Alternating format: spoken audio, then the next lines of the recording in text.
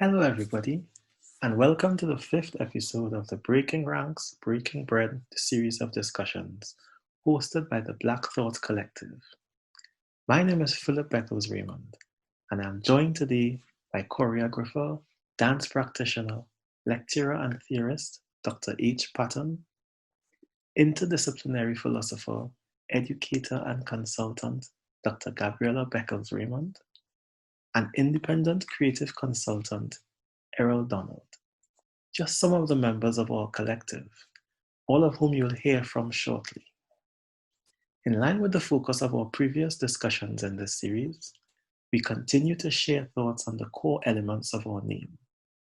Today we reflect on the third element, which is collective. Specifically, what collective means to us, and what we think its significance is for Black people today. This discussion takes place as a virtual roundtable, without a designated host as such. I begin our discussion with a reflection on my childhood experiences of collective principles. The idea of collective, for me, it brings up this memory that's coming back to me from when I was quite back in nursery school, really. I remember going to school, to Miss Anne-Marie's nursery school, right? And when you get there, you had to bring a snack to nursery school.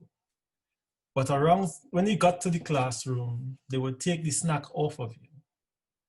And you wouldn't see it again until snack time, when it came in a bowl with everything else that everybody brought. You know? And so you had, whether you brought cheese curls or cheese balls or whatever, or custard cream biscuits, all of that was in one big bowl going around the classroom.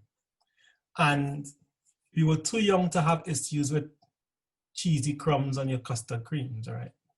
You just had a whole selection of different snacks that was this array that you would never otherwise have, you know? And everybody would take 2 or 3 different things from that bowl, you know? And for me, it was really almost living the 5 loaves, 2 fish kind of logic, because there was always more snacks than there was a need for. There were times after leaving that situation, I thought it was a real issue that they took your snack off of you, you know what I mean? But actually, I think a collective, I think it was planted early as this, almost like a commons, but in a space that it was always plentiful, you know? So there's this underpinning value of not individual ownership, but collective possession, you know? And for me, it underpins something that I kind of bring towards my economics as a practice and a thought space, because I think there's a value in that idea of collective. From my perspective, the idea of collective starts from the family. The family is the first place where you work collectively, and no matter what is happening within the household, it's for the good of the whole household. So for me, the whole idea of collective, as you say, it is slightly different to cooperative, but also it's that idea of each one looking after the other. And all of this, for me, kind of connects back to the whole idea of the group and a group of people who are interdependent on each other. It goes right back to, you know, in Jamaica, there's the idea you have the family and you have family. And family means more than just the family, it's the extended family, it's the whole community. It's what in Africa they speak about as the African clans. You know, you're part of a clan, and so there's a whole generation of people that you are responsible to, and they are also responsible for you, because it takes the village to raise the child. And this kind of connects in the Caribbean and goes even further with the whole idea of kinship, and that kinship goes on to the whole idea of shipmates during the period of enslavement, where the Africans who were taken on board the ship and survived that traumatic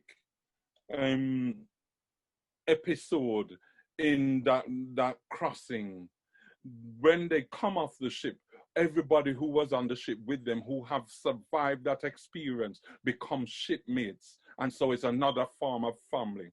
And so you have the family, you have the shipmates, and then you have the whole idea of cooperative working, but it's also about each one looking after the other.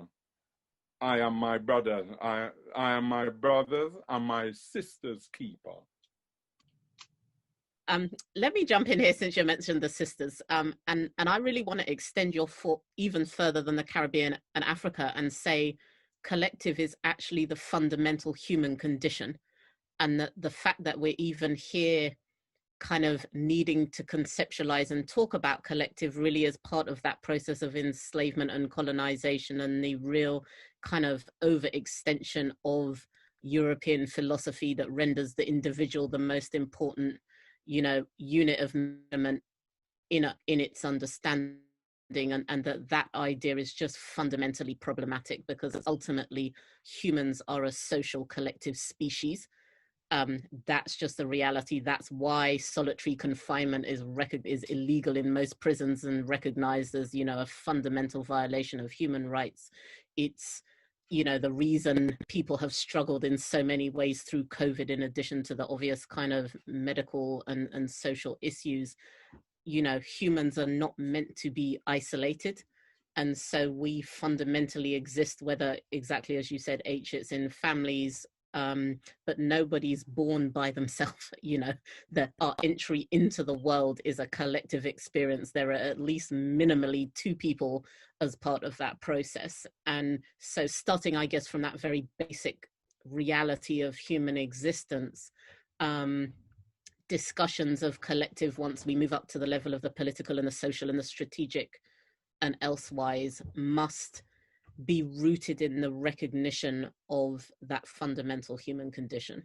I mean, to add to, well, not to add, but maybe to pick up from what you've said, Gabby, I think it's something interesting about answering the question now.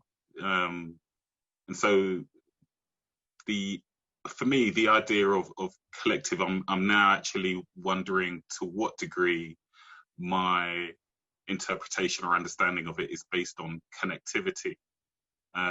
Particularly at this point in time when, for the first time in my kind of history, possibly even human history, you know, we've been collectively forced to not be connected with each other. And now we are being invited to extend that period even further. And this connective tissue that would once held us together and allowed us to form collectives quite easily is being sort of pulled and stretched in all directions. And I'm just kind of beginning to now wonder what used to inform my sense of collectiveness. And I know for me personally, you know, family is huge, and it's hugely frustrating not to have that sort of interaction. So clearly there is that a big part of the connective tissue, friendships also, but even my own sense of connection to nature and life. You know, these kind of like like you say, these fundamental, what we would want to see as human rights, you know, being able to access fresh air, being able to walk where we felt we could walk without being challenged or hindered, or it being something that you could do without a curfew. You know, all of these things that are now being challenged make me wonder, you know, can we ever truly form collectives again if, you know, what the things that are being brought into place, you know, like these kind of hidden laws and changes to policy, are they going to change the way that we form collective? I mean, or is it a bit early to say, and do we just need to get through the next 6 to 18 months of the coronavirus pandemic to get back to a stage where we can begin to have a sense of who we are as individuals and groups as well? So yeah, I think for me there is just something about what has informed my definition up until this point. Yeah. And I don't think it's too early to kind of ponder these much more serious questions, not only because of COVID, but because I think precisely with the kind of cult of the individual, there's been a persistent attack on what it means for us to connect for hundreds of years. And so what COVID to me is revealing are kind of things that actually we've been grappling with.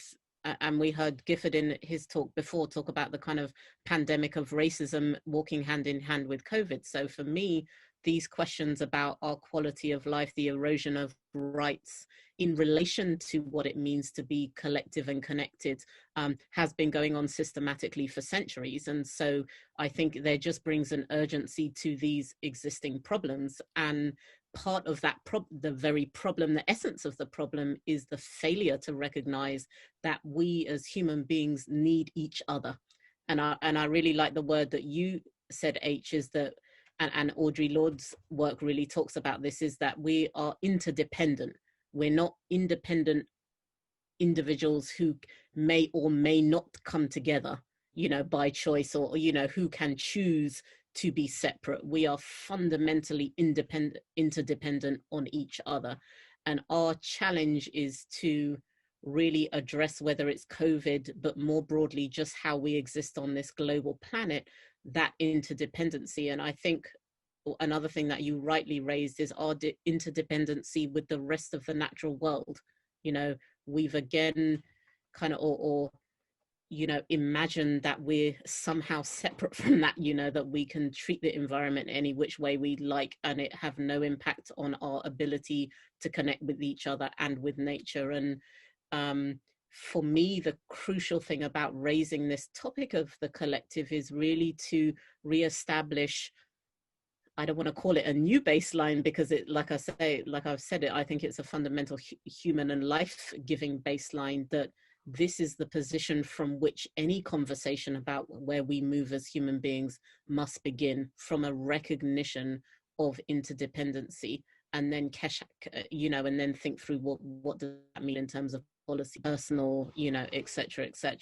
But I think so much of what we're seeing is really just the illumination of our human collective disregard for the collective, you know, and forcing us now to take a moment and recognize, oh no, this actually matters. Our spiritual connection matters. Our interdependency matters with each other, you know, with the environment, our ability to reach out and literally touch each other. And we kind of talked about this, the significance of the body in one of our earlier episodes, that we are embodied beings. So it's not to disregard the spiritual, but to recognize that collectivity operates at these multiple levels: the physical, the emotional, the spiritual, and everything else. And it's trite to say, but I think there's a need to just really put that in as the starting point for whatever discussions we might be having.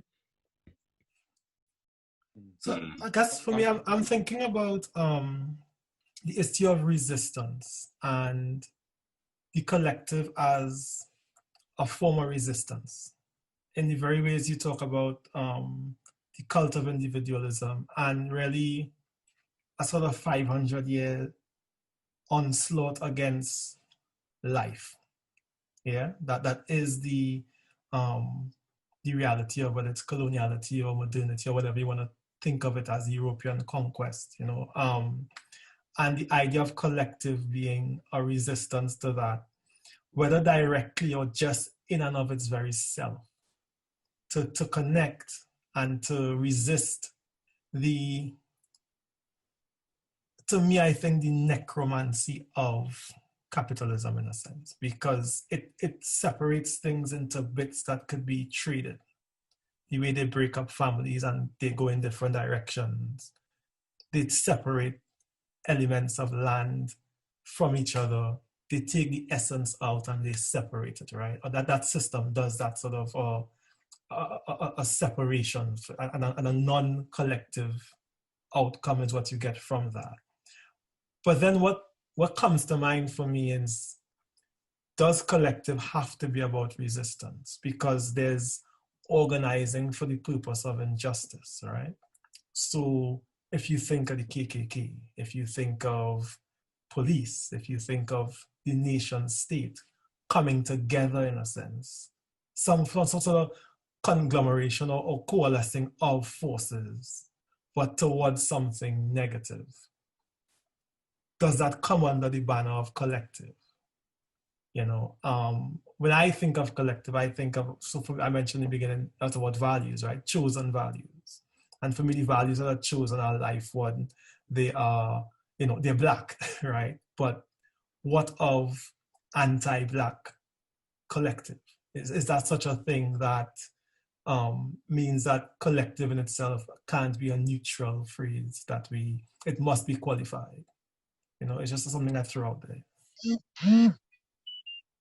Well, I think I want to jump in here, but, because there was something I passed through my mind as you were talking, is that one of the kind of misdirections, if you like, that the cult of the individual does is precisely cover up the fact that the kind of destructive Eurocentric forces you're talking about are organized groups, you know, and so this notion that all things European are individual actually is not true in practice. And so this is one of the sleight of hands that we see, is that there's the articulation of this kind of philosophy of individualism, but the actual actions are run through the same collective processes that, like you say, things underpinned by more morally edifying processes work. So it's nepotism through family, you know, transfer of wealth and all those kinds of things that are very much collective activities. And so when we think of collective, I think it has to be multifaceted and unpacking more what's the ethic, the notion of collective, and that conversation then must disrupt the way individualism as a kind of framework masks actually what are collective actions on the behalf of governments and so on and so forth. And so I think for me here, the point that I wanted to raise is that we really need a new language, because individualism and collective become this kind of dichotomy that doesn't help us really process and understand the phenomenon that we see in kind of lives we're living. And I often find this in my scholarship too, is that I often begin, you know, writing whatever it is I'm writing, and then I realize I'm trying to find the language to put pieces back together that in my mind never should have been separated in the first place. But even though I know they shouldn't be separated in the first place, I kind of run the risk of either I assume they weren't separate, but then rule myself out of all these kind of academic conversations because I haven't joined the discussion that's seeking to put these bits back together. So for example, one dichotomy is between the group and the self. You know, how do we navigate this group? How do I be myself in the context of a group? Well, you just are both. You know, do you know what I mean? Like, that's just the fact of life. You're both those things at the same time. You are an individual who's impacted by the collective and this interdependency and this social structure that we live in. And so there isn't a language for putting those things back together or explaining how they work separately or together, because they are working separately and together all the time, you know, as we speak. So for me, part of what needs to be done is really to think through what's a new vocabulary that we can mobilize to describe, whether it's in relation to kind of racial discussions or more broader kind of ethical human conversations. I think you kind of hit on a point there, Gabi, because when you were speaking just a moment ago, it just suddenly struck me that everything that you're saying, it goes back to what I said in the beginning, the family unit, because the family unit is a training where you are an individual, but you operate as part of the collective, and everything you do have ripple effects that impact the collective, of which you can never separate yourself. And so therefore, in terms of the language that we use, because the whole idea of the dichotomy between the individual and the collective is to really come to the clear understanding that they're not two separate things, but just one end of a sliding scale. And so in the same way that I cannot separate myself and stop being my father's son because my wife is there, and stop being my wife's husband because my children are there. You do all at once, and there becomes a point where the individual makes certain sacrifices for the good of the collective, but then the collective also will make sacrifices and come together to uplift the individual as well. And it's finding that balance. I think that's what makes us as African peoples. We are very good at finding that balance, because that's why we have the partner or susu, where everybody contributes a certain amount of money together in order to give to one person so that they can achieve a particular goal within a short space of time. And then it passes around to the next person. And then it goes around until everybody gets that upliftment. And so it's recognizing that working for the good of the collective does not take away and necessarily mean that you are going to work against yourself as an individual. And that me raising up as an individual means nothing if I leave behind the collective of which I am part, because I cannot celebrate on my own. So I wonder about the notion of thinking of collective as a response. And so there's the idea of the collective as a fact in the way Gabby mentioned before. But I think in the context of attacks on that, there's almost like a recollective, where there's a deliberate attempt to rebalance or to find a space that is in the face of injustice, right? And I think it troubled me that when I was thinking through the idea of collective, that I ended up in somewhat ideal type spaces of, I was thinking of collective when collective is good, right? Yeah. So I guess to sort of trouble some of the ideas I came so far, like if we think of family, what of the context of a patriarchal family or an abusive family, right? So we can't synonymize, I think, collective with the generic concept. When family works well, it underpins a positive value of collective. But what happens when you have black sheep, or when you have, as I said, families are patriarchal? What do women feel about that collective? You know, what about the collective of the men who join ranks to suppress other members of family?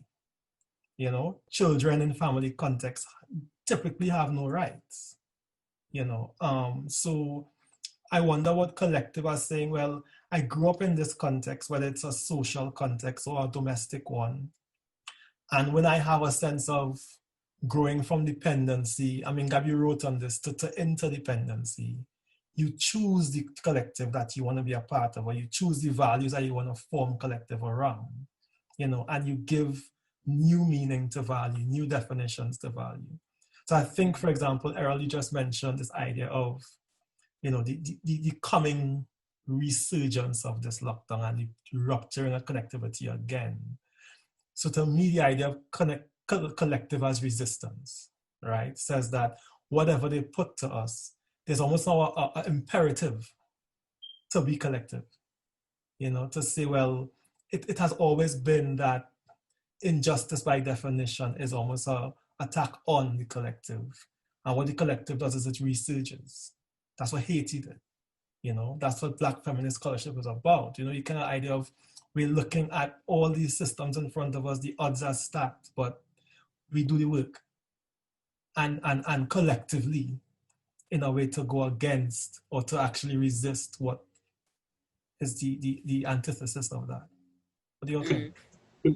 Philip, could you say a little bit more about what you mean by we do the work? Because whether it's years and years and years of oppression and years and years and years of having our rights taken away from us and and us finding a response in this work. What do you mean by that?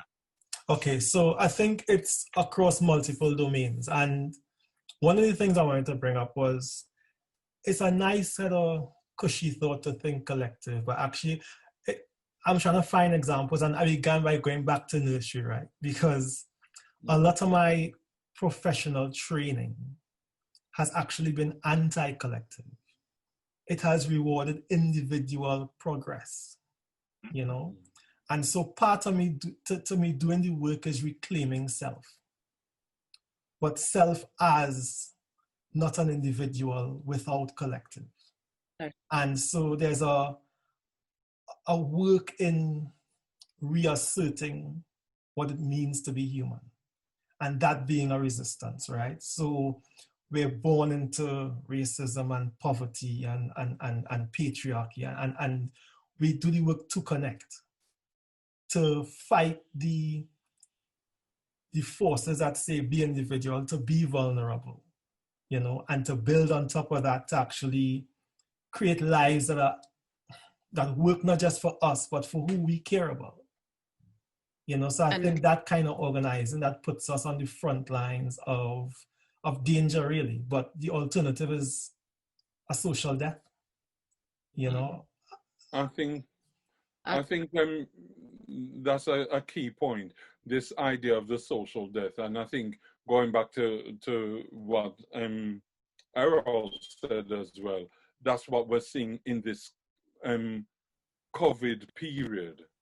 With COVID, the isolation, the separation, the individual having to separate themselves from another individual for survival's sake. But then there's a kickback to that, because people are finding all kinds of alternative means to try and get back to the collective, to try and connect, whether it's through technology, or if it's through telephones, or if it's even defying the restrictions that have been put out there in order to remain sane. Because as Gabby said earlier, being the collective way of operating is part of human nature. And so when individuals find themselves isolated for a prolonged piece of time, then they find that something begins to happen to them, and part of their humanity begins to be eroded. And so I think you talk about the negativity. It's interesting to see that during this COVID period, we have the rising of all kinds of oppression and all kinds of oppression that shows that humanity is being taken away. So COVID does it on one level, but then we see it right in front of our faces when we watch George Floyd's life being taken away from him, when we see Breonna's the officers who took Breonna's life being let off the hook yet again. We start to see that, look, the humanity is being not just eroded, but snatched away. But it's not being snatched away from everybody. It's being snatched away from a particular group of people. And so it therefore means everybody has to start to look, because all of those who used to say, well, it's not really happening, it's only a few people and it doesn't really touch me, all of a sudden people are beginning to see that it is touching them as well. And so the collective aspect of life then begins to come back, but it's quite short-lived, because everything that's happened, when we look at the coronavirus It was a period of time in the midst of it when so many people begin to pass, then people realize that there's really this virus that is taking away lives. But then once it quietened down, people quickly start to go back to the old ways of practicing life. With George Floyd, it erupted, and there was a groundswell of feeling, but then after a while, it comes out of the news headlines, and everybody goes back to normal. And it's this cycle that keeps going on that we have to disrupt, like Gabby said. It has to be disrupted in order that the notion of the collective is really becomes really embedded within everybody's psyche. And I feel that's the only time when humanity will move forward, because what we have to put at the front of the collective is always the notion of justice. But I mean, I 100% agree, and I'm sitting here kind of chomping at the bit, wanting to jump into the conversation, because part of what this COVID moment has kind of been a reminder for me is that, yes, and precisely as you said, flooding of response that will dissipate, you know, in who knows how long, but we suspect not too long from now. But to me, this has just been the repetition of history of ignoring the voices of Black women, right? Because at one level, we get this kind of valorization and celebration of the collective, and particularly as Black people, and the kind of reverence for the role Black women play in performing collective acts and leading collectivity for us. But us as a people, I'm talking, so there's this kind of conceptual celebration of what it means to operate collective, and we the people, and we as Black people as the collective, and yet there isn't the structural, material, emotional, spiritual backing for the Black women who actually in praxis function collectively, both in terms of whether it's their scholarship. So when Errol asked, well, what's the work of that? You know, asked Philip about the question of what's the work. I'm like, you know, we've been ignoring the people who have been doing that work for centuries. And it's moments like this where we kind of celebrate it, but still leave those people out. And I think the practice of what Black women do, we have to move beyond these kind of momentary celebrations of what it means to be collective and really understand the work, as Errol said, you know, the work that goes into functioning collectively. Because while I said, yes, it's a kind of natural state of human affairs, to do collectivity well requires a lot of work. It requires the kinds of communication skills. It requires emotional intelligence. It requires an ethical underpinning. It requires material resources. It requires emotional and spiritual resources. And I think part of what we need to do, if we're talking, Philip, as you've rightly said, about collectivity as resistance, is really ask ourselves, are we supporting those people who perform most of the work that binds us together in resistance and in our lives generally? And I think to ignore or not to pay attention to the wealth of resources that Black women, both in scholarship and practice, offer, we're going to be repeating the George Floyds and the COVID scenarios again and again and again until we really take the voices of Black women seriously and recognize the work that they do to keep our worlds together. And I was at a conference yesterday, a tech conference, and they were talking about, you know, Black women in the workplace in the tech sphere, which is obviously just predominantly white and male. And one of the speakers said, you know, well, the world doesn't shift until we're in those spaces. And we can see that historically, that it's actually when Black women's voices are heard and Black women's work is recognized that we see shifts in social movements. We see shifts in society in terms of how we relate with each other. And so, yeah, I think that as much as people are kind of positing this COVID moment as a new space, which obviously it is in many ways, we also have a wealth of knowledge and practice that can speak to how we might cope with these moments if we're willing to take a look at it. I think that's really, really important, because it's a window of opportunity as well. Because whenever these moments come out that give us a chance to reset and come stronger, if we don't, forces seep in and seize that opportunity. So you have different types of capitalisms coming in and commoditizing anything that isn't protected by resistance, from reproduction to actual the voices of women.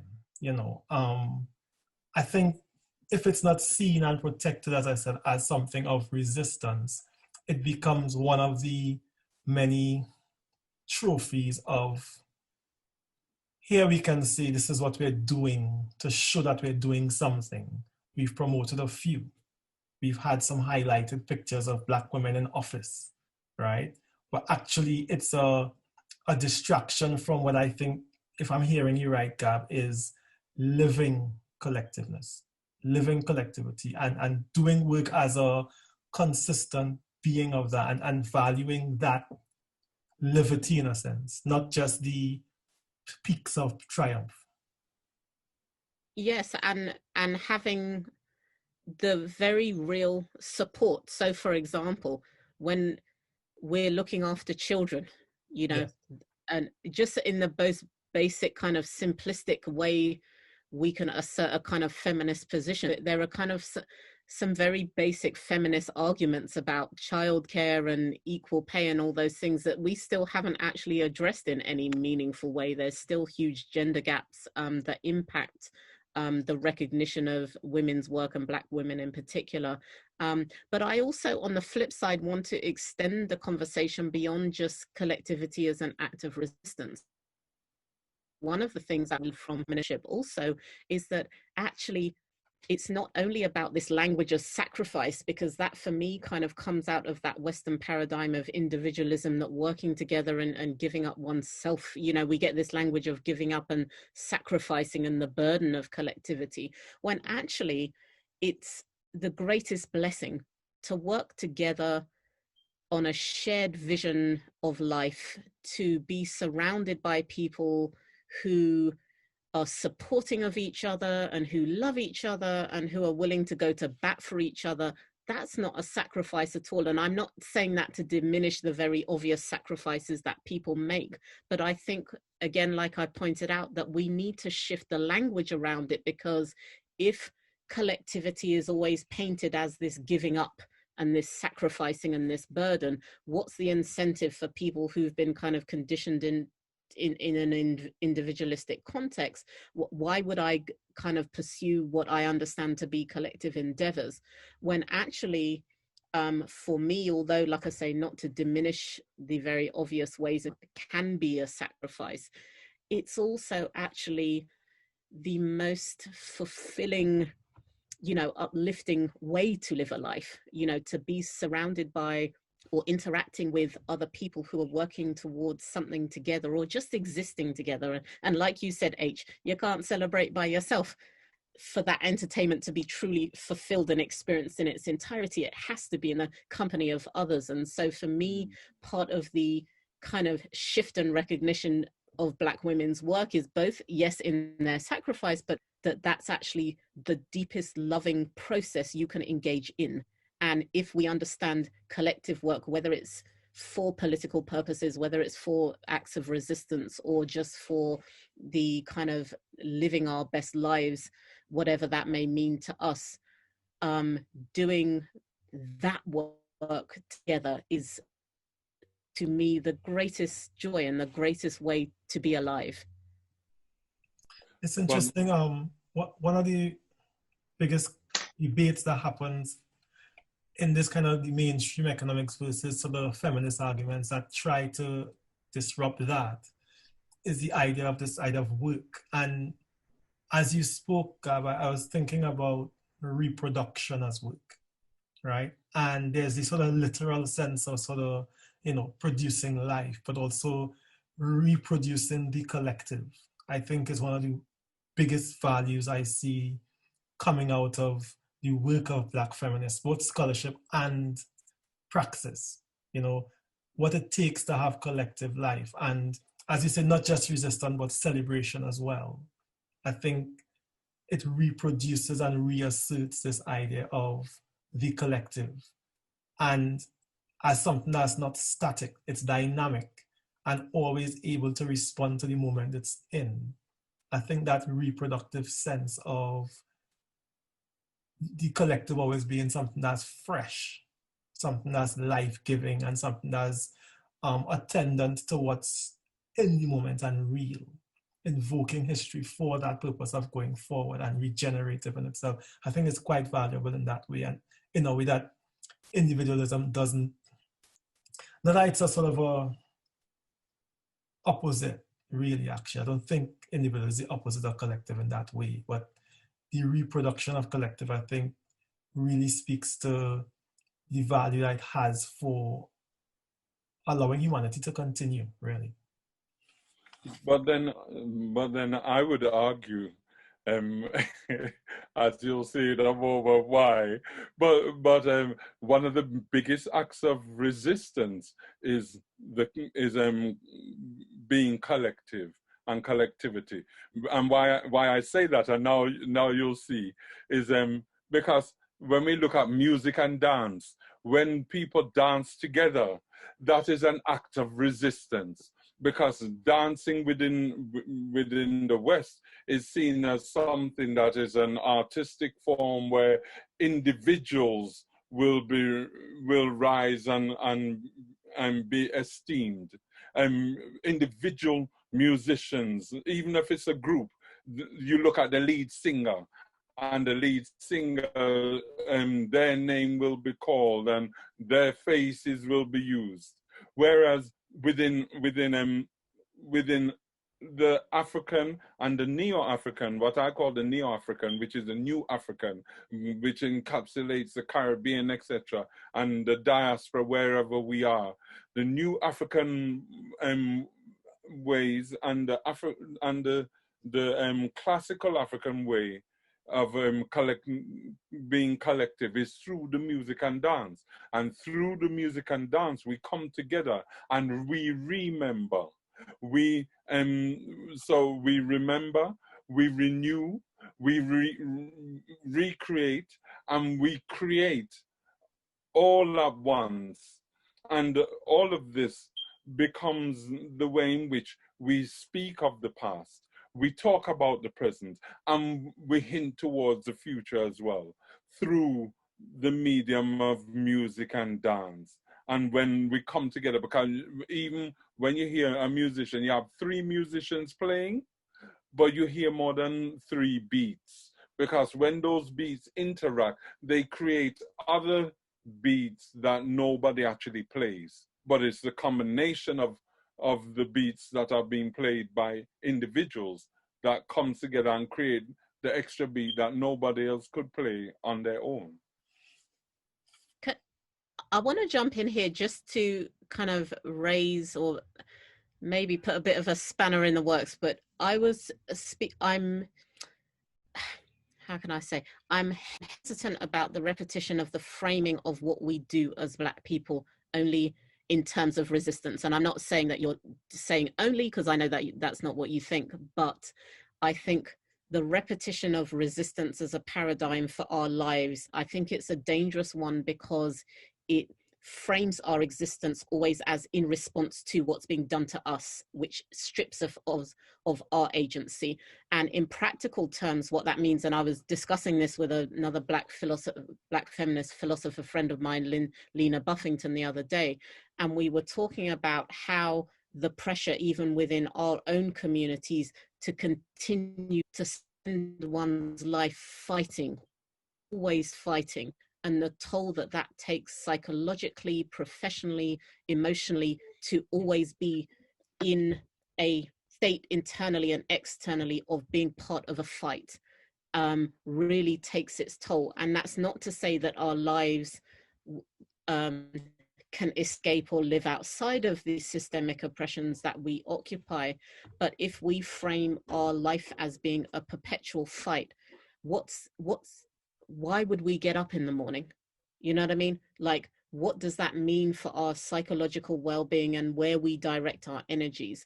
And so the way, you're talking about the celebration of music, for me, I totally agree with what you're saying, but for me, that is living.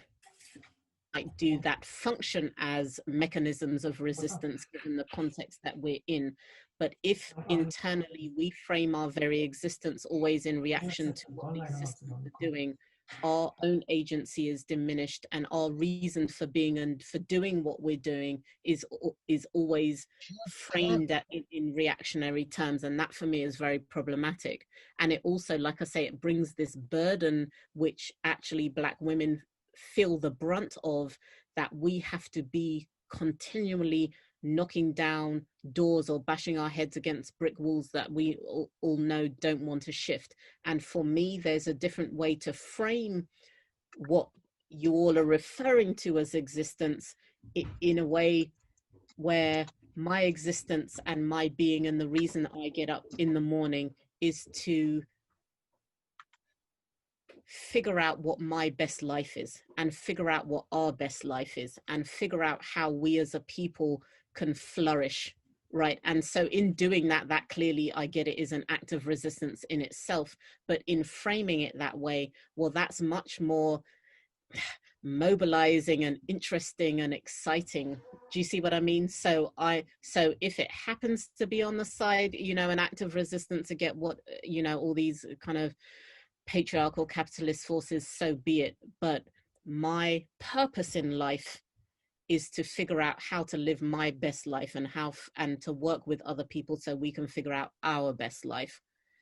And so I would like to see a shift more towards that kind of framing than, you know what I'm saying, always in response to what other people may or may not be doing to me. What about so like there's something that Maya Angelou used to say, that the best of humanity and the worst of humanity are in all of us. Yeah. And so almost being, the human condition, is in a sense an act of resistance, no? It's no, it's just being, because resistance positions you in relation to others as, you know, as subordinate. But what about, I guess there's a resistance. So I could almost resist the urge to eat chocolate. There's a resistance that's a navigation of my very dynamism in my being that says, what the collective offers is saying that we can't just move unanimously always in any one direction. There's always a dynamic contending with plural, not even pluralism, but multiplicity, I guess, in that sense. And resistance is almost it's like birthing a new idea, imagination made real. Can't that be seen as resistance? No, but I don't like to frame that as resistance. And take the analogy that you gave, birthing. You can't, if you resist birthing, you're someone's going to die in that situation, right? It's a giving forth, right? It's a release and a giving forth. It's a exhalation, you know. And so and this is precisely my point, right? Is that if we frame our very being as resistance, that's tiring. That's demotivating and tiring.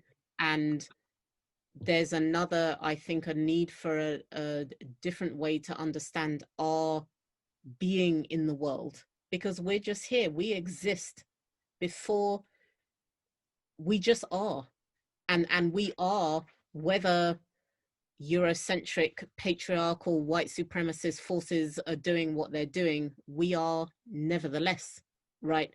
And so resist, and that's what I was talking about earlier, about viewing the collective as a creative space, as a space of love and elevation, not in resistance to, but in the possibility of, right? But so I have elevation.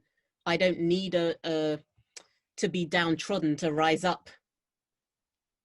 No, I think, okay, so there is the resistance in the context of structural force that I think I understand that being a point of reference that is not necessary.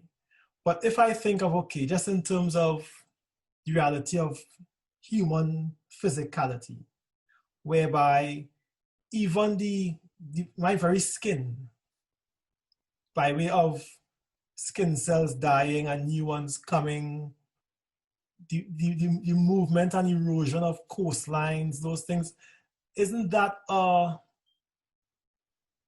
idea of being in itself, I guess is what I'm wondering, isn't there a give and take, life and death, always going on? That means that what emerges out of the seeming randomness of nature's order is making way for. Isn't that, I mean, I guess, why call it resistance, but why not, I guess? But I think I understand what Gabi is saying. I understand what you're saying, because at the end of the day, even living, you could say, is a form of resistance, because we're resisting against death that is working on us at all times. But by me drawing breath in and out, I'm not thinking I'm resisting. I'm living. Yeah. Gabi is making. But at the same time, when I get up and I dance and I commune, the community come together, and we experience the spiritual upliftment that Victor Turner calls communitas. We get that sense of communitas. That's what that's why we get up and dance, so that we can feel that sense of collectivism. We can feel the sense of each of us responsible for the temperature to rise even more, and for us to be uplifted even more. But at the same time, by doing that, it's also an act of resistance and defiance against those who have oppressed and tried to stop that dance from taking place, who have stolen from that dance, but at the same time tried to demean that dance. Because I think it's all coming. I agree. What I'm hearing, what I'm hearing is like almost the size of ideas, like what Gab is saying, and what like Toni Morrison or even Bell Hooks talks about as resisting a gaze and living in reference to something outside oneself. And I think receiving that as how big an idea it really is, but I think again, it's something that requires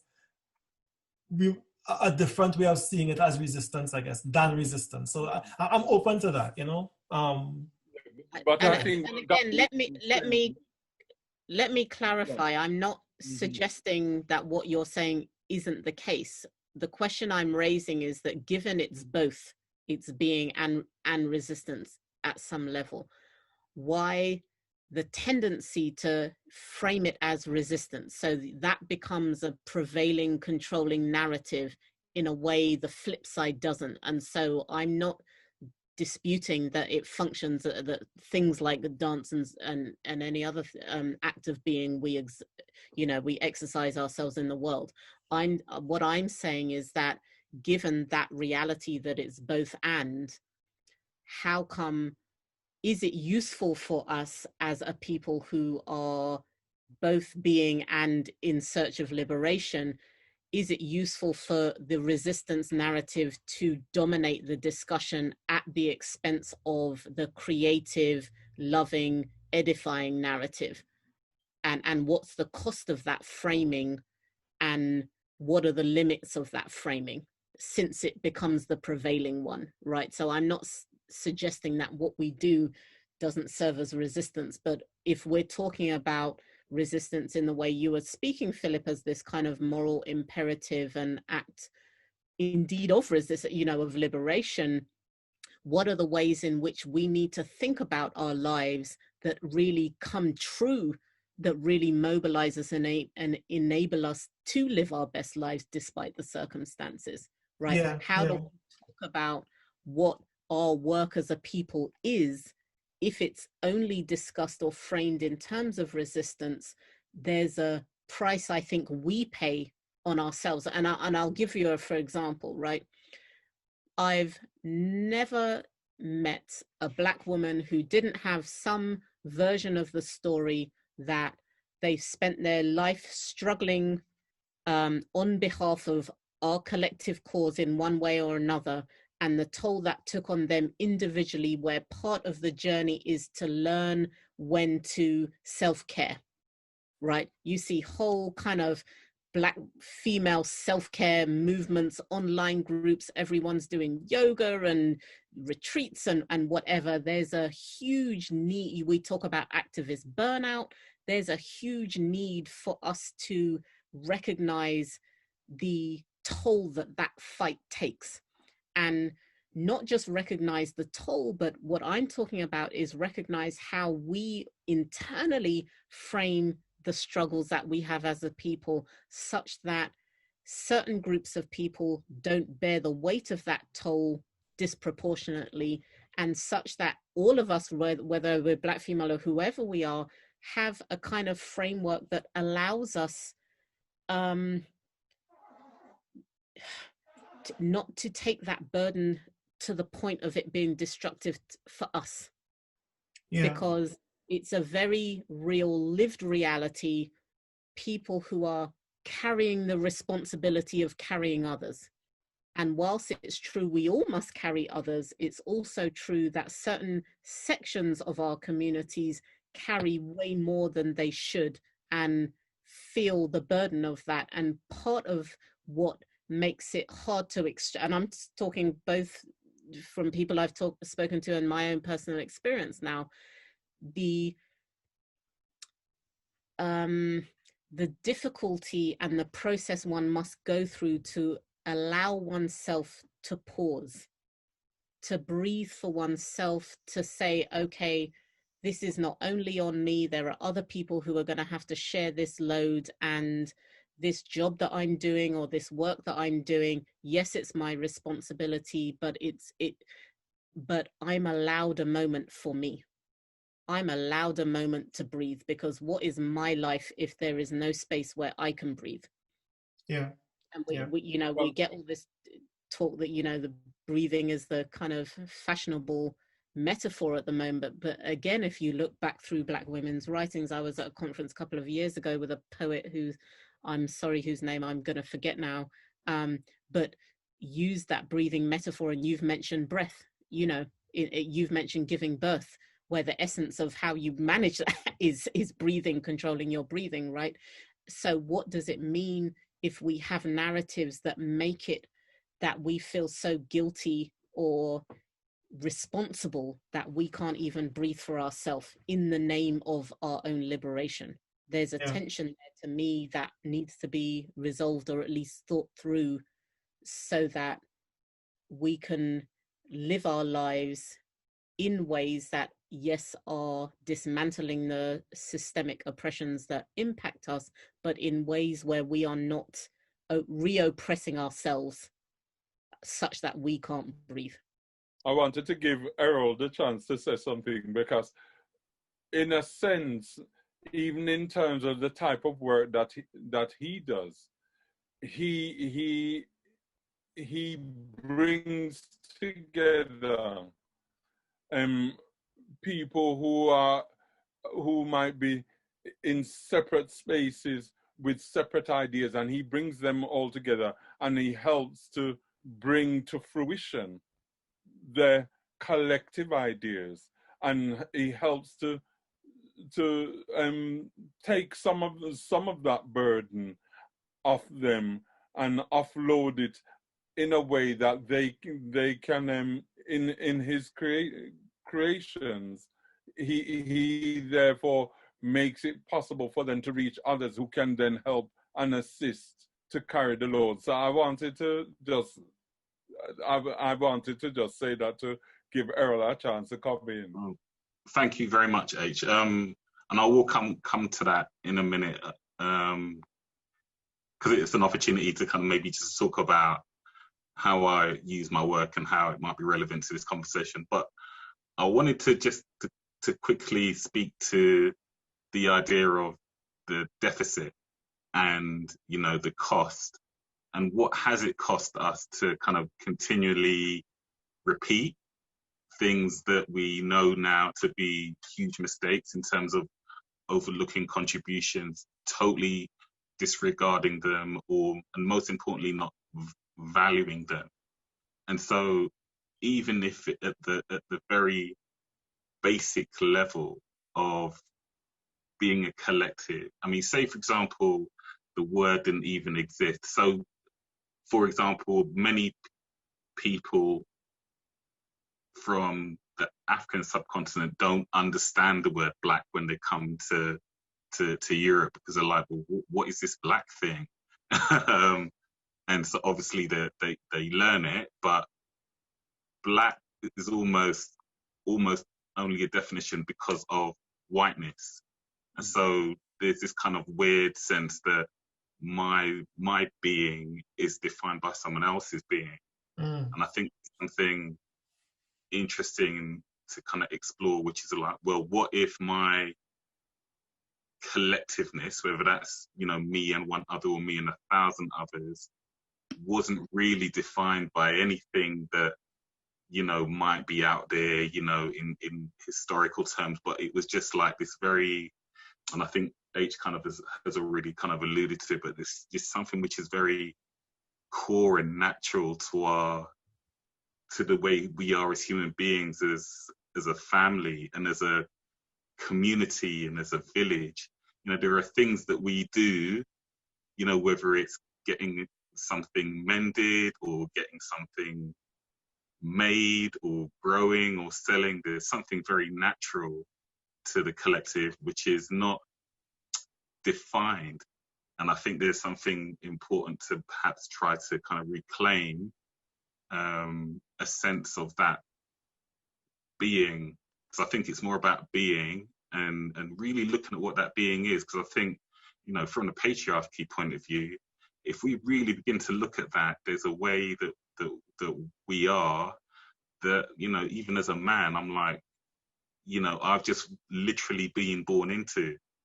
So there's a deconstruction, I think, and I think it's actually probably about doing less than doing more, and that might be the challenge at this time. Because when without making it all hippie, you know, sort of sitting down and breathing, might actually be quite a powerful symbol. And just to quickly speak to symbolism, isn't it kind of strange that we've been presented this George Floyd symbolism, you know, as a kind of image of the fragility of breathing and kind of what it means to our human existence and how it can be taken away, and all the things like him calling out to his mum. So there were so many things wrapped up in that symbolism of that image. And I guess going on to kind of H's kind of invitation, but for me, it's like, it's not necessarily just about me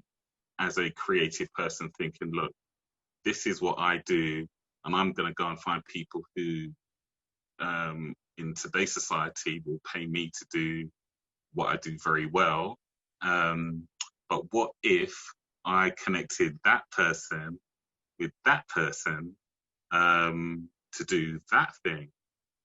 It's not necessarily what they make, but it's the interactions in between that I have no idea are going to happen in the process. And I think a challenge or a kind of opportunity for the collective is to hold a sense of that kind of experimentation. You know, when different people come together, it may not necessarily be what we expect, but that might be okay. And only if the invitation is, well, it begins here.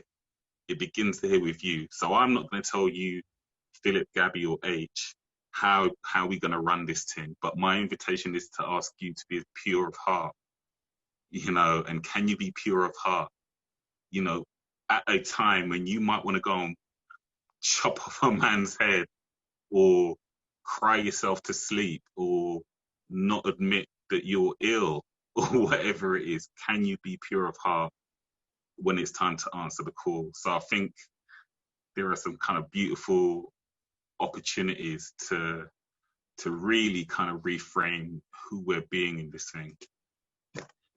And I think that's such an important point, Errol. And you talked about this kind of idea of doing less, and what it made me think of is, and part of what I think needs to be at the forefront of what we're paying attention to, are all these ways of being and language that we have that actually causes us to go against that kind of idea that we can be still, and how we measure things, whether it's work or our own value, all undermine collective working. So a very simple example, and Philip, you touched on this, I think earlier, is that actually typically, or there are some instances or some elements of collective processes that can take a long time or don't have tangible, measurable results that we can see immediately. We might experience the effect of them over time or in generations to come.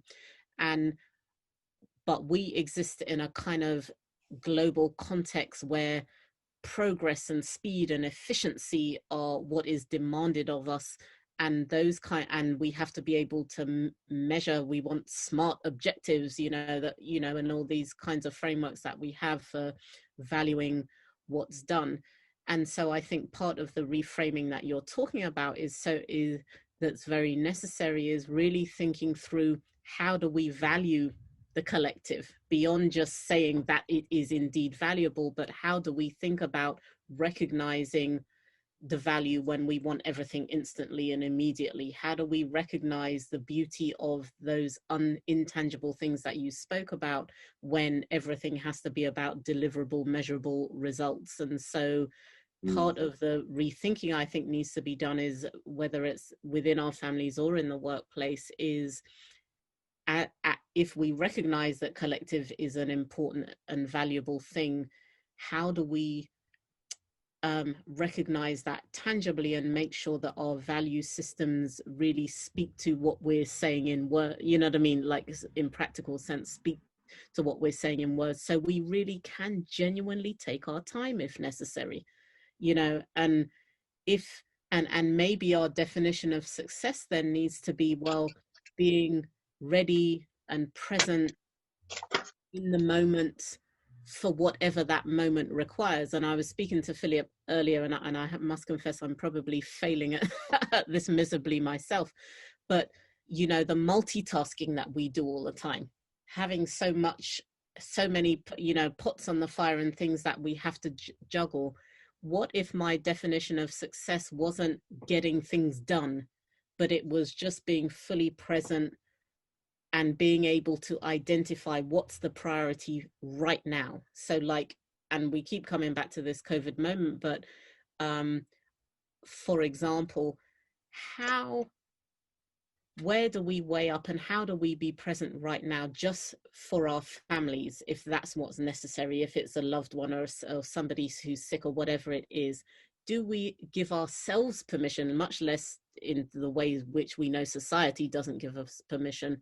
Do we give ourselves permission just to deal with that one thing at a time? And how do we ensure that we can still feel valuable and worthy and recognize if we make those kinds of choices? Because we know society has got us all back at work, even though it's clearly unsafe to be so. We know that children have to be back at school, and it's very obvious that it's all economically motivated.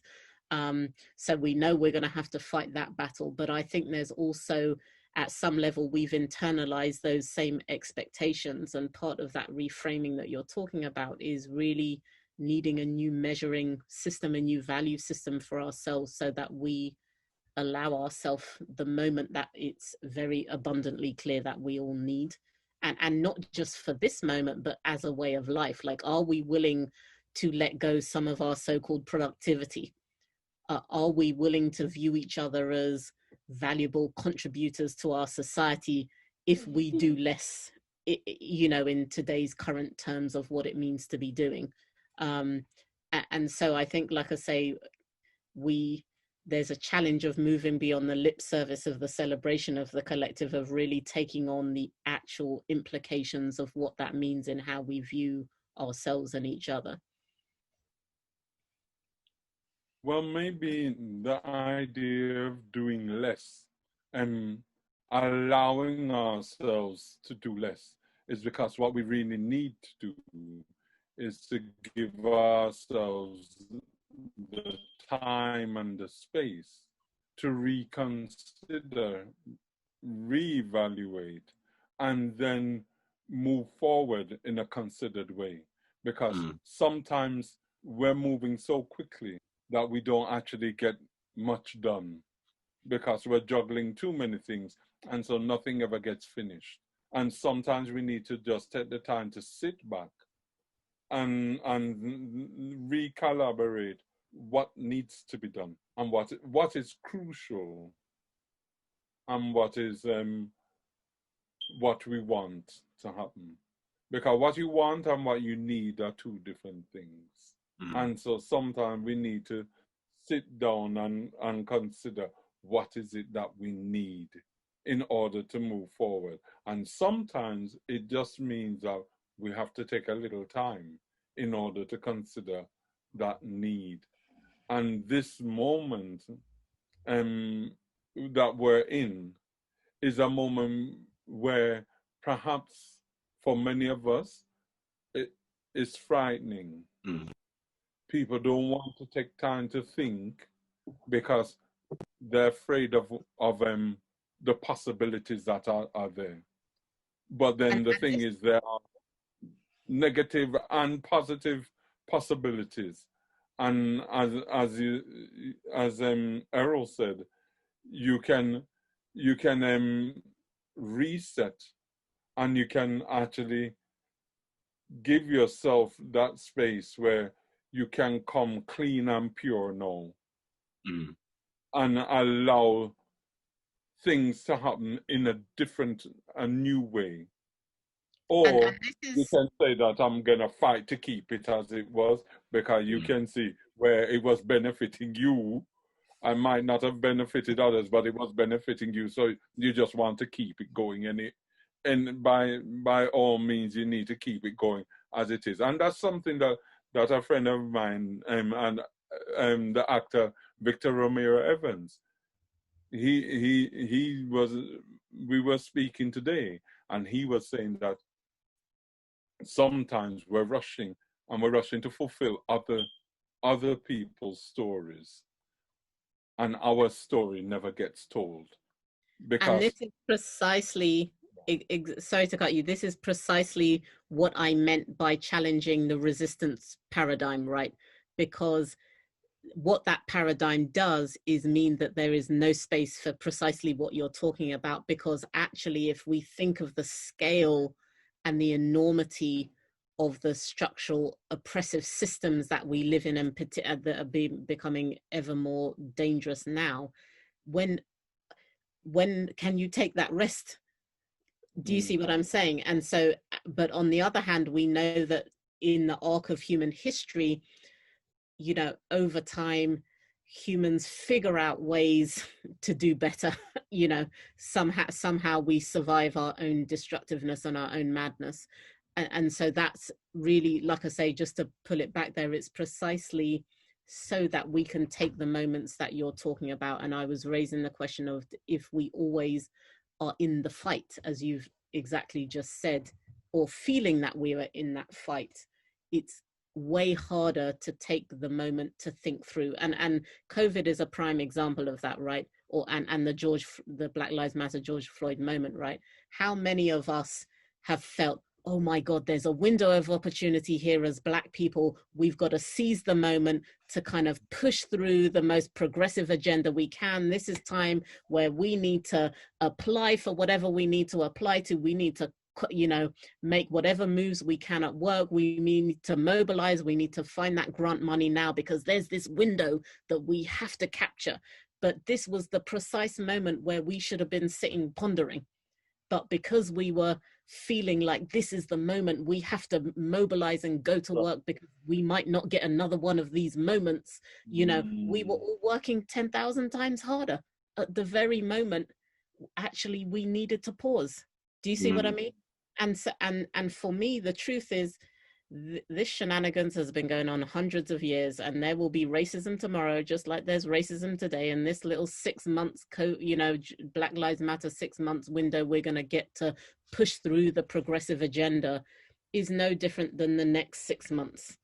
You know, the same issues are going to be on the table, and are we really, you know, naive enough to think that there's been some miraculous change in that power structure, that this particular Black Lives Matter movement, you know, is suddenly there's going to be a watershed, and all the kind of progressive just things that we, you know, projects that we want to put through are miraculously going to be funded, or are miraculously going to, you know, ring true in the ears of people who have not wanting to hear, you know, what needs to be done for decades. You know, not really. Well, not in my opinion. I don't like, yes, I get that things, we might have a moment to shift things, but not to the point where we are all rushing, you know, and out of our seat at times, where actually maybe it was a time to turn inwards and pause. And so that, in the practical sense, what I was talking about before.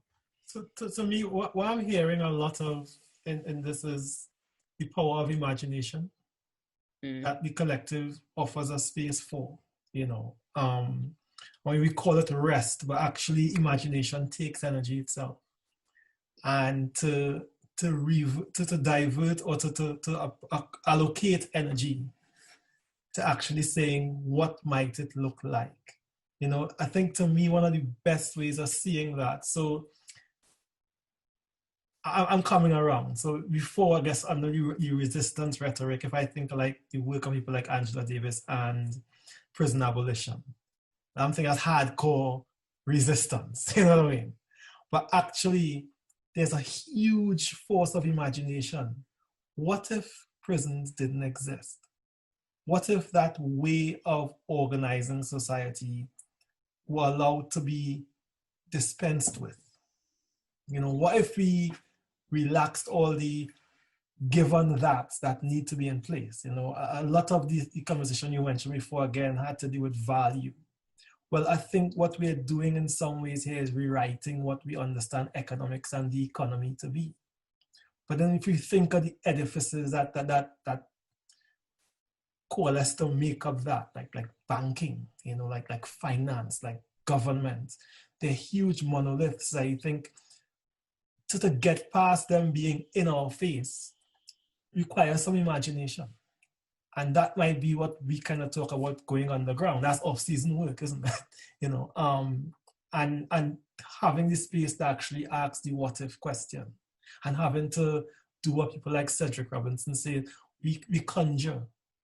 You know, we think about what we can't see. We do a faith-based sort of activism in a sense, but it's real work, and it's valuable in that way. But I think, to me, the idea of collectivity is starting to resonate as a space of imagination. You know, I find that quite powerful.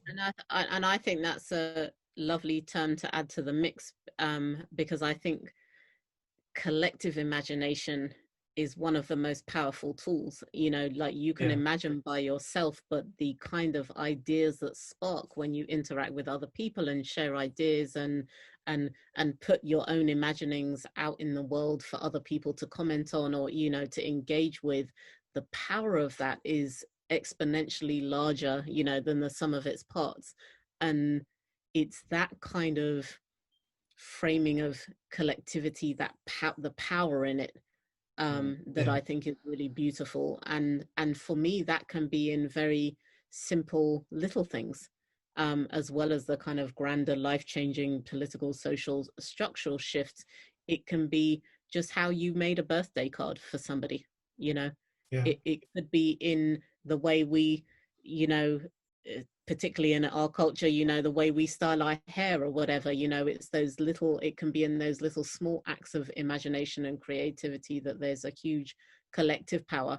And when you have it in the collective, it then isn't tiring in the same way always fighting against your oppressor is.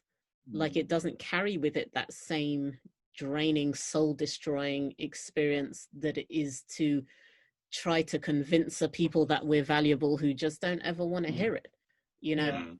Let them be thinking what they want to be. Like, let us channel that creative imagination to our own, you know, life goals and life purposes. And that's why I will always come back to that Toni Morrison quote about not being distracted from what we're here to do. You know, I'm not here to fight against somebody or some system that wants to destroy me. You do what you're doing. Let me direct my, you know, I'm not going to focus on the what's, because we know what that system is. I'm going to focus on how I can facilitate anyone who wants to live a good life, and anyone who's about, and Errol really touched on it, being pure of heart, who's going to show up for other people, who's going to show up for themselves, and showing up whereby that means having integrity, you know, and integrity oftentimes knows no color, you know. Like, I'm going to show up for and know that I came to the table with my integrity. And if you're around other people with integrity, it's not tiring in the least bit, you know what I mean? And the kinds of things that you can get done in defiance of time and multitasking, all those things miraculously, although to me not miraculously, all become possible. Because if you show up genuine, vulnerable, you know, powerful in all your multiplicity and contradictions, but willing to do, you know, to live in an authentic sense, then, like I say, that the possibilities and the opportunities are boundless. And so for me, collective speaks to those possibilities, and that's what makes the collective interesting and dynamic and incredible. So and I'm thinking here, because, and just one thing to add, because actually we only know integrity and morality in the context of others. You know, and that's where I started off, where I started with. It's just the natural state of the human condition, is that all of what we actually value about human beings, when we see human beings that we admire, are measured necessarily in the collective. You don't know what it means to have integrity until you are in a community of others. You know, we don't know morality is a necessarily communal notion, you know, because otherwise I'm just a moral relative law unto myself. There's no checks and balances. You know, being able to know, is this good? Is this the right thing to do? Is this fair and just? Are all notions that require others. You know, and so having integrity is not something I can, it's something I must do, but it's not something I can do by myself. It's only recognizable in the context of other people. I'm thinking about Audre Lorde's phrase. I'm wondering if she meant something like this when she said self-preservation is an act of political warfare. Almost like that need to, whether it's resist or whatever, almost takes care of itself. When we're, again, living with integrity, we don't have to fight off liars or fight off the shady people. We're walking a path that almost is incompatible by what it very is, you know. You know, I have a friend, Kent, who talks about the martial art of love, you know, and I think at the center of what we're talking about, in a sense, love definitely is in that, right? And love as a form of, not self-defense, but of a philosophy, a way of being, you know. So I think it sounds like a lot of what's coming out here for me is almost like tenets and underpinning principles of collective, that very space we need to imagine and to commune, in a sense, to crystallize all of that into something new, something other than what we faced with I think it's a rich time to do that, but also it feels like a lot of it is hovering around us, waiting for us to sort of realize value in it, you know? But Well, I I think, think, yeah, go ahead. sorry, I was just going to say, it's funny that I haven't spoken to Victor for a long time, and then we spoke today. We covered so many things, and one of the things that he said, which is important, is that all of what we're talking about, the starting point is about a love of self and a love of each other, but not love in the wishy-washy kind of sense of the word. It means a deep spiritual love that means that each and every one of us are responsible for the uplifting of ourselves and the others. And so I remember, it's funny because when he said that, and thinking about some of the things that we've spoken about here and what I spoke about with Victor, was the thing is, I remember when he was in the posse, there was a strap line that they used to use. They used to say, "There's no justice, there's just us."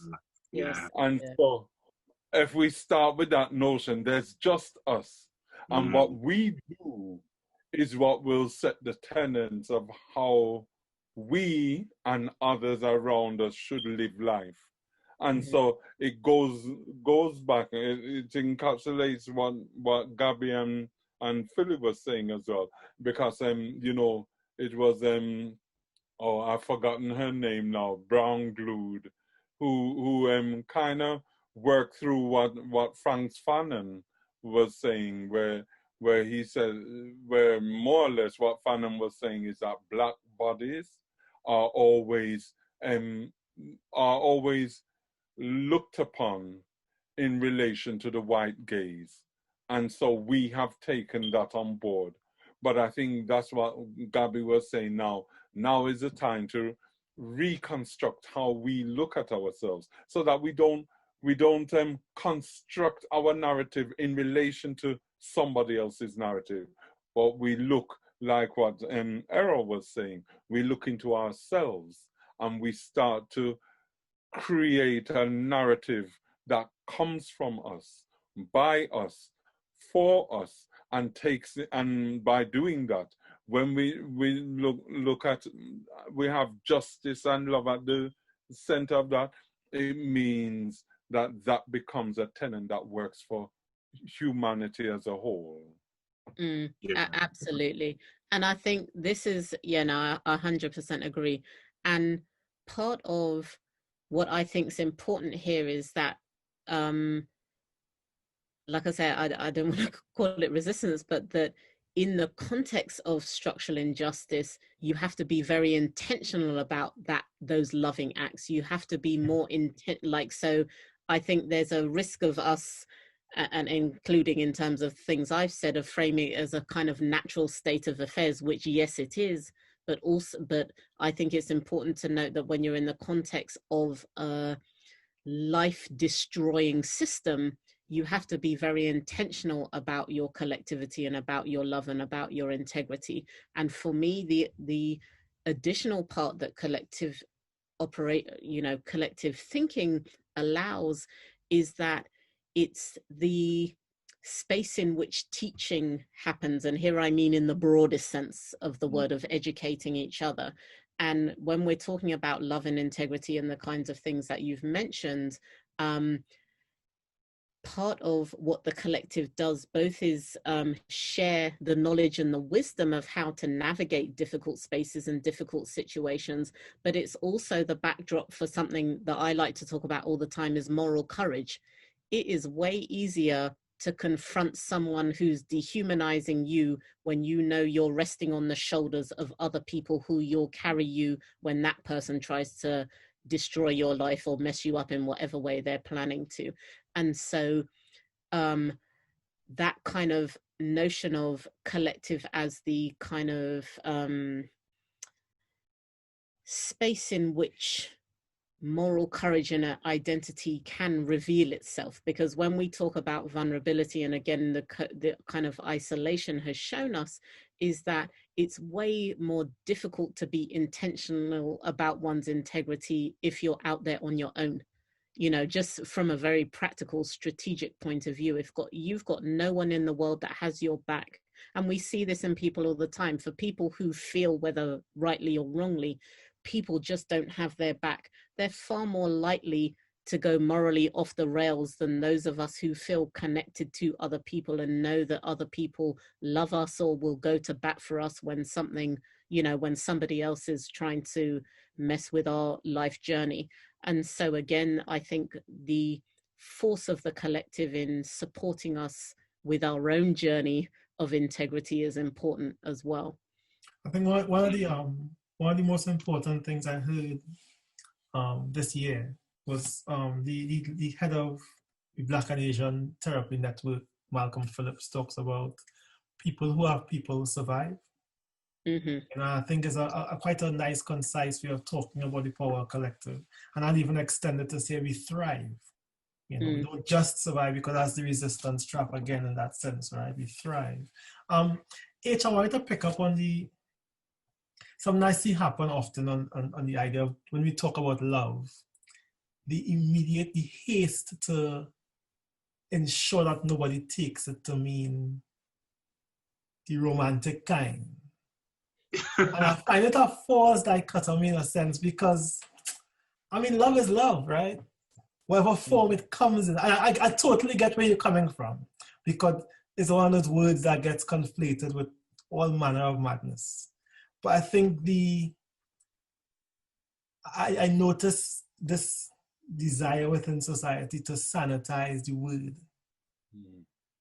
and to sanitize it from something that's not dirty. Like the kind of love that make your body temperature change, you know what I mean? That gets too close to the taboos of sex and romance and lyrics and things that for us is commonplace part of life, you know? So the idea of love as collective, nobody ain't talking about orgies necessarily. We ain't going down that route, right? We're talking about connectivity as sexuality and all that, and the ability to let love in its purity be what it is without needing to police it. Yes, I understand what you mean, but you see, the thing is, when I made that distinction, it's because very often when people talk about love in that way, they do go down that route where it's going to.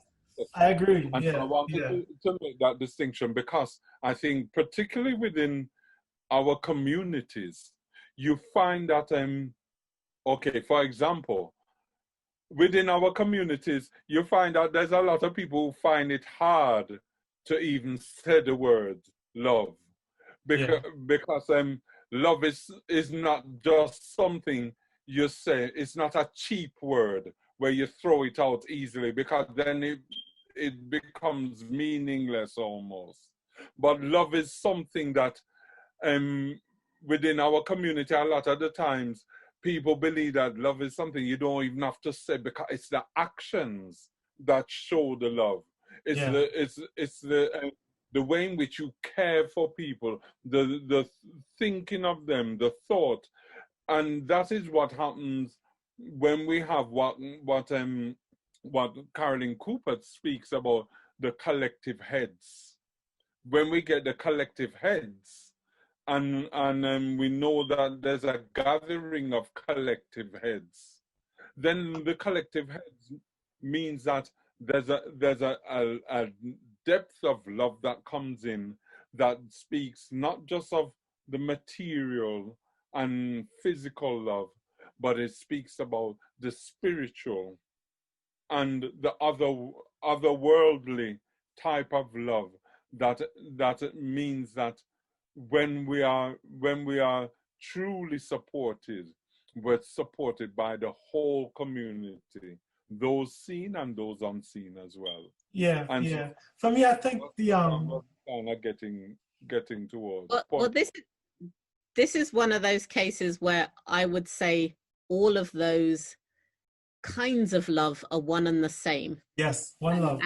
And love as a notion has been victim of this splitting, this atomization that we talked about, this compartmentalization, when actually there's a whole range and scope of behaviors and ways of being and energies and forces that for me come under the banner of love, that are maybe made manifest in a multitude of different ways, but actually where if we understand love as this force, like almost like God, you know, of love is God to me made real. And so it then encapsulates all those things. And part of, I think, the challenge for us is to consider how do we transfer that force, that life force, that God force that exists in all of us into behaviors that support and look like love. Because I think one of the difficulties we have before us as a community and as humanity more broadly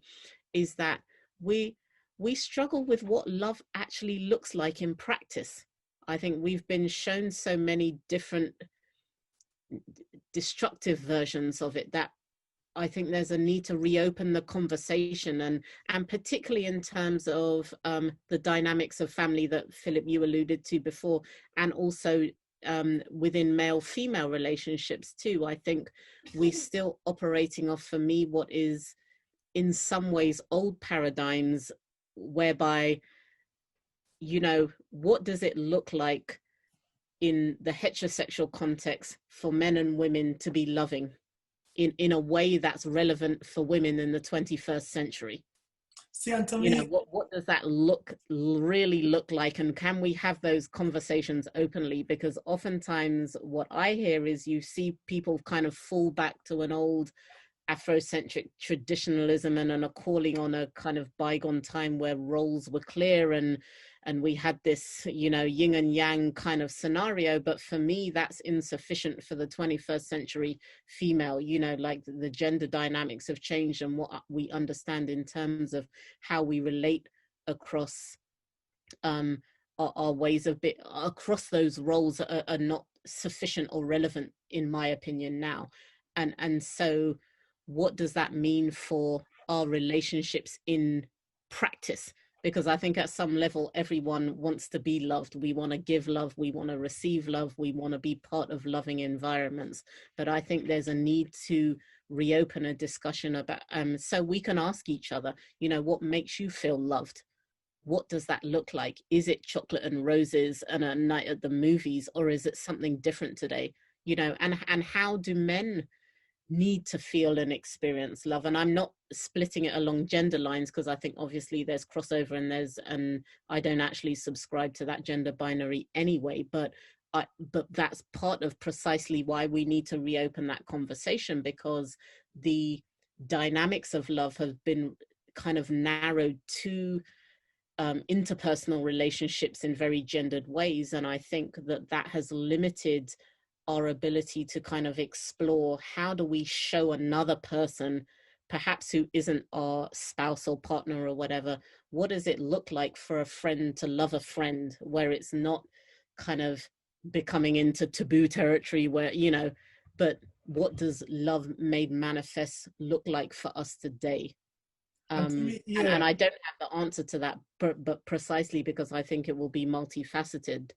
But I think it's a conversation that needs to be begun, so that we don't drift off into the kind of esoteric, spiritual only, where we're, you know, it's kind of mystified but distant kind of spiritual love. And like I say, again, I'm not knocking the need for spiritual love. Clearly that's a part of it, but I think that can be a kind of easy escape route for avoiding getting in the down and dirty of what does it mean for us physically and emotionally to connect and to love in the here and now, and figuring out how do we show our love.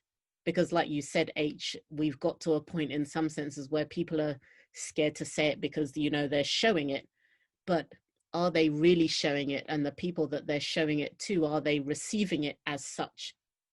So, and I'm thinking when we think of tough love, and we can look back and say, yes, I know our parents meant well and what have you, but is there another version where tough love can actually just feel like love? Does it have to be so tough? You know, if there's all the love there, can I feel it like you meant it? And I think that's a tricky, conversation, but one that we need to have. So I'm listening to you, Gab, and all I'm thinking about is music. Maybe just feel it a little less, Mom. I know you love me, but maybe from a 9 down to like a 4. It's a lot of love. I'm listening. I'm just thinking here about music, right? Because whether it's funk, R&B, reggae, there's so much in music that offers at least a jump off, a starting point. And when you hear, like, we laugh often about Lenny Henry. And a man could actually get down and dirty and tell you how much he loved you and pour it Lenny out. Williams, you mean? Say again? Lenny Williams, you Lenny mean? Williams, not Lenny Henry, sorry. Lenny Williams. But, whether it's Barry Hammond or even, Parliament Funkadelic, like Otis Redding, different people. And I like to see, like in some African-American scholars, they invoke music, like kind of how Cornel West does, kind of thing, and how it speaks to the lived experience of communities and that idea of love in that way. Like, I think music has a lot to offer. And I mean, I don't know what you think about the love on the dance floor, right? As a praxis, there's something Lewis Gordon talked about once where he says, you can have a relationship to reality, but you can't control it. And I wonder if that has some extrapolation to love itself. You can have a relationship with it, but you can't control it. And I think part of what often language tries to, we try to see language trying to do is box love, to say what it is and what it is not. And I wonder if some more dynamic is necessary. So I think in the music where you get wow, that's I didn't think of it that way. Again, it gives you that collective imagination of what it might be like. That's never an answer, but it's a perspective on which you can engage with reality in the moment. Well, I think just to answer that, I think there's a time where I can tell you can be inside that dance hall. I'm using dance hall as a space now, not as a genre. Genre. When you're in the dance hall and the music take you and love rock your body, and sometimes a bass line rock my body, and the same way in Trinidad when the steel orchestra strike up and then bass pan rock me so again.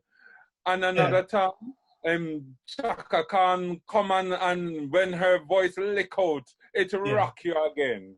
And a Baba Hall will send what sounds like a scream in the air from out of that African tone that you hear, and you just rock and you're full. The Mighty Diamonds, I remember the one night there was a sister, and this was in a venue that was a factory unit almost. Because remember, we had to find temporal spaces where we could have dances. And when the Mighty Diamonds lick out Identity, and the woman grab up her and she burst down with a run and stop and turn like the spirit take her. Yeah. That's when I know that the way she loved that music. Yeah. And the way each and every person who loved that song felt at that moment, where she took us to church and back, where she showed us that she was a woman that was feeling the music and sending out that feeling into the atmosphere. Yeah. And each and every one could take a little piece of what she sent back to us. Yeah. That's where you find love within the collective there. Yeah. And the collective heads create a collective memory that made us all secure at that one moment in time. Then I can say, yes, sometime you can feel the love and it rock you. And nobody have to say what it is. Everybody just know. Yeah, yeah. Well, everyone, we've come to the end of today's session. With thanks to the members of our collective who joined us, H, Gabby, and Errol, we hope you found something of value in what was discussed today. Allow me to leave you with a few words from the indefatigable freedom fighter, Angela Davis, from her book, Freedom is a Constant Struggle, wherein she reminds us that it is in our collectivities that we find reservoirs of hope and optimism. And on that note, wishing you and all your loved ones hope and optimism, we are the Black Thought Collective. Until next time, one love.